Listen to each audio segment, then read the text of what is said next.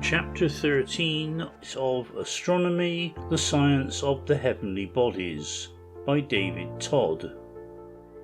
Chapter 13, Newton and Motion. How is it that you are able to make these great discoveries? Was once asked of Sir Isaac Newton, facile princeps of all philosophers, and the discoverer of the great law of universal gravitation. By perpetually thinking about them, was Newton's terse and illuminating reply. He had set for himself the definite problem of Kepler's laws. Why is it that they are true, and is there not some single general law that will embody all the circumstances of the planetary motions? Newton was born in 1643, the year after the death of Galileo. He had a thorough training in the mathematics of his day and addressed himself first to an investigation and definite formulation of the general laws of motion, which he found to be 3 in number, and which he was able to put in very simple terms. The first one is, any body, once it is set in motion, will continue to move forward in a straight line with a uniform velocity forever, provided it is acted upon by no force whatever. In other words, a state of motion is as natural as a state of rest. Rest in relation to things everywhere adjacent, in which we find all things in general.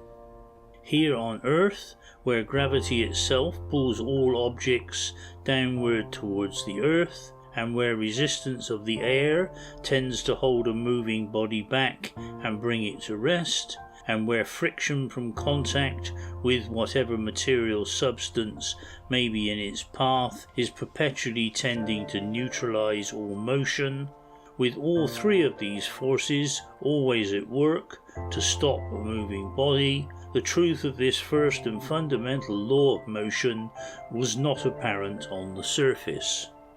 Till Galileo's time, everyone had made the mistake of supposing that some force or other must be acting continually on every moving body to keep it in motion.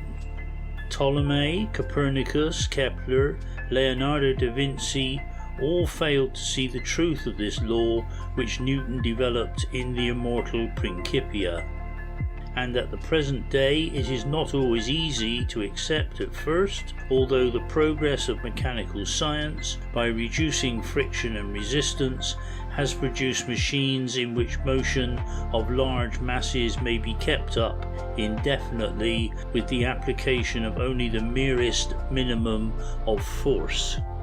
Once a planet is set in motion round the Sun, it would go on forever through frictionless, non-resistant space. But there must be a central force, as Huygens saw clearly, to hold it in its orbit. Otherwise it would at any moment take the direction of a tangent to the orbit. Here is where Newton's second law of motion comes in, and he formulated it with great definiteness. When any force acts on a moving body, its deviation from a straight line will be in the direction of the force applied and proportional to that force. In accord with this law, Newton first began to inquire whether the force of attraction here on Earth, which everyone commonly recognizes as gravity, drawing all things down towards the center of the Earth, might not extend upward indefinitely. It is found in operation on the summits of mountain peaks and the clouds above them, and the rain falling from them are obviously drawn downward by the same force. May it not extend outward into space, even as far as the moon? This was an audacious question, but Newton not only asked but tried to answer it in the year 1665, when he was only 23.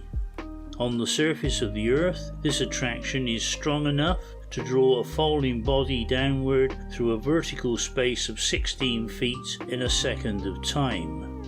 What ought it to be at the distance of the Moon? the distance of the Moon in Newton's time was better known in terms of the Earth's size than was the size of the Earth itself. The Earth's radius was known to be 1/60th of the Moon's distance, but the Earth's diameter was thought to be something under 7,000 miles, so that Newton's first calculations were most disappointing, and he laid them aside for nearly 20 years. Meanwhile, the French astronomers, led by Picard, had measured the Earth anew and showed it to be nearly 8,000 miles in diameter. As soon as Newton learned of this, he revised his calculations and found that by the law of the inverse square, the Moon, in 1 second, should fall away from a tangent to its orbit 1/3600th of 16 feet. This accorded exactly with his original supposition that the Earth's attraction extended to the Moon. So he concluded that the force which makes a stone fall, or an apple as the story goes, is the same force that holds the Moon in its orbit, and that this force diminishes in the exact proportion that the square of the distance from the Earth's centre increases. The Moon indeed becomes a falling body.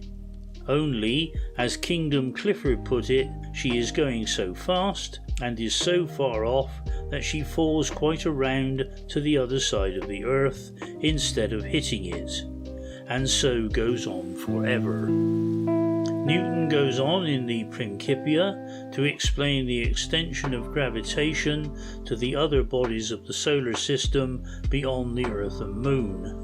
Clearly, the same gravitation that holds the Moon in its orbit round the Earth must extend outward from the Sun also, and hold all the planets in their orbits centred about him. Newton demonstrates by calculation, based on Kepler's third law, that 1. The forces drawing the planets towards the Sun are inversely as the squares of their mean distance from him, and 2.